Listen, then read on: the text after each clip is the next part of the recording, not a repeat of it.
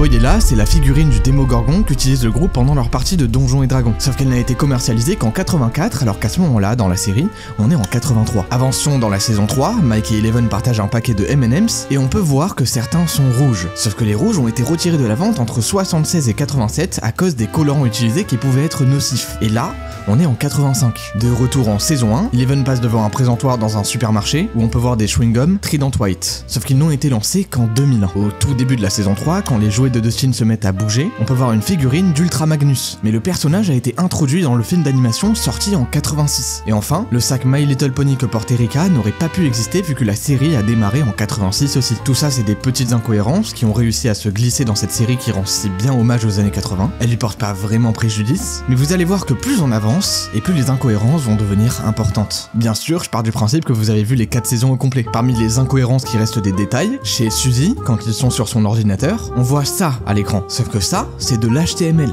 un langage informatique qui n'existait pas encore en 86. Quant aux talkie-walkie qu'ils utilisent depuis le tout début, ce sont des réalistiques TRC 214. Sauf que ce modèle n'est sorti qu'en 85, soit 2 ans après la saison 1. Lorsqu'ils sont dans l'école pour se préparer à combattre le monstre, on voit sur le terrain de basket la ligne des tirs à 3 points. Sauf qu'elle a été ajoutée officiellement qu'à partir de 1987. Et les véhicules sont particulièrement touchés par les erreurs, notamment la voiture de Barbara. Si, Barbara, elle là, que tout le monde a oublié. Bah elle a une Volkswagen Cabrio dans la saison 1, sauf que ce modèle n'a été produit qu'à partir de 88. Maintenant, faut se concentrer sur le son, et particulièrement les musiques utilisées. J'en ai relevé 3. Alors, excusez mon accent, The Kids Aren't Alright de Offspring, qui a été utilisé dans la bande-son de la saison 2 alors qu'elle est sortie en 1998. Pareil pour Easy Shade of Winter, par The Bangles, alors que cette version-là est sortie en 87. Bon, vous allez peut-être me dire que c'est la bande-son, donc c'est pas si grave vu que c'est juste l'époque et la vibe qui compte, et c'est pas faux en soi. Alors j'en ai trouvé une autre. Pendant le bal de la saison 1, on entend que la musique qui est jouée est Time After Time de Cyndi Lauper, alors qu'elle est sortie en 84, soit 1 an après les événements. Et là, je vous ai eu. D'ailleurs, pensez à vous abonner pour pas rater les prochaines vidéos, je parle de cinéma en général. Là, on attaque les incohérences déjà plus importantes, celles qui remettent légèrement en question la logique de l'univers. Parlons des déplacements. Les personnages semblent parcourir des distances carrément importantes, genre entre la Californie et Hawkins, et ça a pas l'air de les secouer plus que ça. La distance entre Hawkins et Lenora Hills, c'est plus de 3000 km, donc un bon 30 heures de route sans arrêt. Pourtant, le groupe a l'air d'arriver à Hawkins très rapidement, comme si ça leur avait pris genre une journée quoi. Et si je voulais être vraiment précis, je dirais qu'on a l'impression qu'ils ont des ressources infinies. Genre quand ils sont dans la base soviétique ou pendant qu'ils s'enfuient, ils ont l'air d'avoir de la nourriture, de l'eau et de l'essence à volonté. Ou en tout cas, rien n'est montré de tout ça, alors que ça devrait leur poser problème. Pareil pour les communications à l'international, dans la saison 3, Joyce arrive à contacter Murray en Russie super rapidement, alors qu'on est dans les années 80, je vous rappelle. Maintenant, on entre dans ce qui commence à réellement remettre en question l'univers de la série. Déjà, faut qu'on parle des laboratoires d'Hawkins.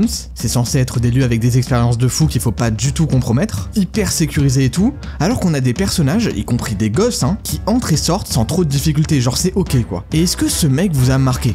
Alors, je vais être honnête, moi pas du tout, je l'avais quasiment oublié. Bah lui, c'est Jason, la brute qui martyrise les protagonistes dans la saison 4. Et Jason, je vais vous rafraîchir la mémoire, il est mort lorsque le sol se fissure sous lui à la fin de la saison. Et à part une petite scène où les habitants peignent au pistolet ces citations bibliques sur l'église, bah on n'entendra jamais vraiment parler de sa mort. Elle est passée à la trappe comme si tout le monde s'en foutait. Et c'est pareil pour Tom et Bruce, du média Dawkins. Vous savez, les deux harceleurs avec qui Nancy et Jonathan travaillaient et qui se sont fait posséder par le Manflyer. Après qu'ils aient tenté de les tuer, en vain apparemment, bah personne n'a jamais reparlé d'eux. Alors qu'ils ont des postes relativement importants dans la ville, et Tom a une femme et une fille quand même. Mais parlons un peu de nos personnages, ceux qui nous ont accompagnés tout au long de l'histoire. Moi, l'un des trucs qui m'a le plus sauté aux yeux, c'est que tout au long des saisons, les blessures et les traumatismes qu'ils ont pu subir sont vraiment mis de côté. Genre, ok, Eleven à la limite, on voit quand même qu'elle vit mal les choses, avec le fait qu'elle perde en partie ses pouvoirs, entre autres. Mais en même temps, Eleven c'est celle qui a pris le plus cher et de loin, avec toute son enfance, le fait que ça soit quasi toujours la cible, et avec cette scène absolument atroce qui me fait toujours grincer des dents. Mais les autres, bah franchement, ils sont forts de fou. Ils passent au-dessus de tout, et surtout très rapidement. Il y a genre 1 an entre chaque saison, pas beaucoup plus. Regardez elle là, dont on parlait tout à l'heure.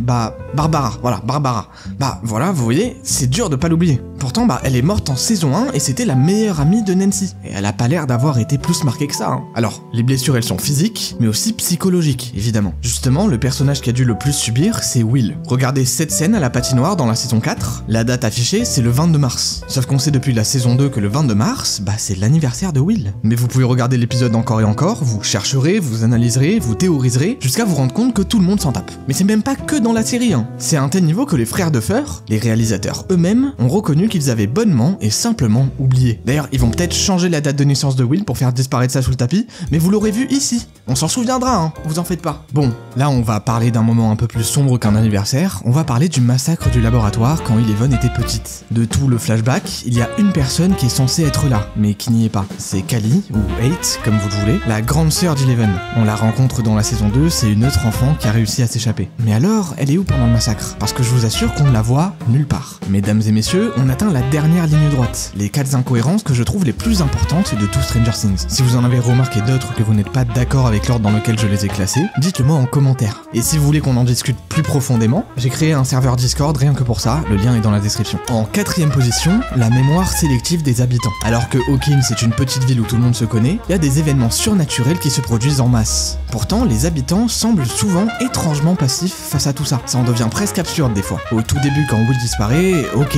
bon là il y a un minimum de soutien en plus du shérif. Mais la plupart des morts sont très peu abordés ou médiatisés. Dans la saison 3, le Starkount est à la limite d'exploser avec une masse de chair dégueulasse à l'intérieur. Il y a toute l'armée qui débarque en hélico et tout ce que vous voulez, et les autorités disent dans les journaux que c'était un simple incendie. Et bah dis donc, il devait être gigantesque et résistant à l'eau pour envoyer des hommes armés jusqu'aux dents. Et tout le monde y croit, genre normal. Oui, bah c'est une bonne raison, je vais donc continuer ma vie comme si de rien n'était. En 3ème position, le fait que les autorités ignorent les portails de Vecna. Dans la saison 4, les autorités semblent totalement ignorer les différents portails créés par Vecna, alors qu'elles étaient omniprésentes dans les saisons précédentes avec tous les phénomènes surnaturels. Donc, vous allez me dire que quand c'est un toutou, il y a tout le monde, quand c'est un plus gros toutou, il y a tout le monde, quand c'est un sacrément gros toutou et en plus dégueulasse, il y a tout le monde. Par contre, quand c'est celui qui envoie les toutous depuis des années, le plus puissant, le plus dangereux et tout, alors là, il y a plus personne. Et vous pouvez pas me dire que c'est juste parce qu'ils sont cachés, parce qu'en vrai, c'est des gros machins qui émettent de l'énergie surnaturelle, qui déchirent la réalité, et en plus qui sont déjà connus pour être associés à des événements horribles. Alors est-ce que c'est tout simplement un abandon des autorités depuis que le labo a fermé à la fin de la saison 3, ce qui est quand même sacrément bizarre, et nous ramène en plus au fait que les habitants oublient très vite. Ah ah,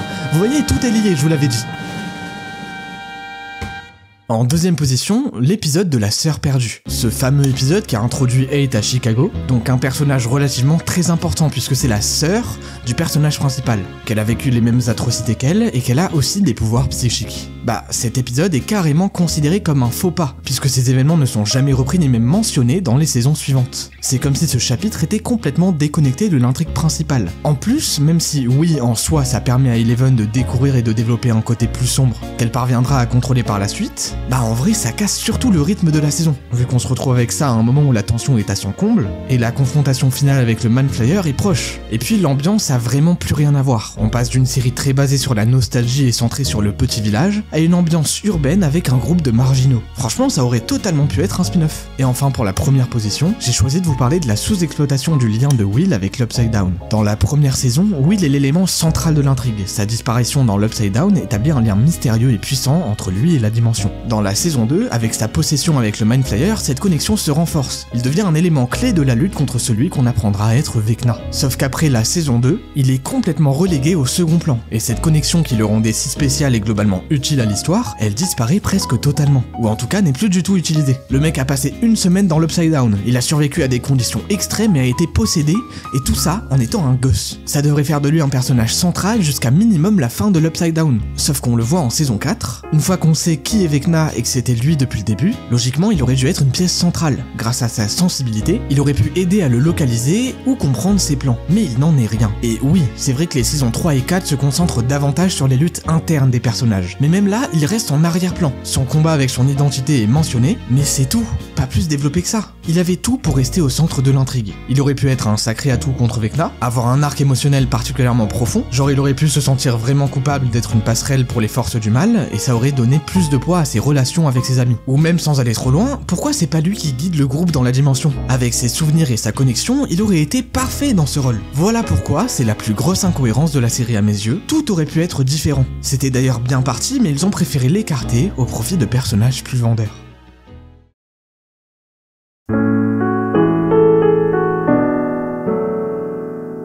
Bon, je dois vous avouer un truc. Tout ce dont je vous ai parlé là, oui, c'est des incohérences, ça aurait pu être mieux, etc. Mais en réalité, moi quand j'ai regardé Stranger Things, j'ai jamais pensé à tout ça sur le coup. J'avais simplement des paillettes dans les yeux, comme un gamin devant un tel hommage à une époque que je n'ai pas connue. Avec ses personnages attachants, certains autres agaçants, pour rester poli, mais toujours aussi marquants. Alors oui, j'ai passé je ne sais combien de minutes à relever tous les points négatifs, mais il faudrait passer des heures pour relever tous les points positifs. Comme on le fait pas assez, merci Stranger Things pour tous les bons moments passés avec les bonnes personnes, et je vous retrouve en 2025 pour la 5e et dernière saison. Quant à vous, vous pouvez vous abonner si vous voulez pas rater les prochaines vidéos. Je parle de ciné, séries et autres œuvres qui m'ont marqué. À bientôt!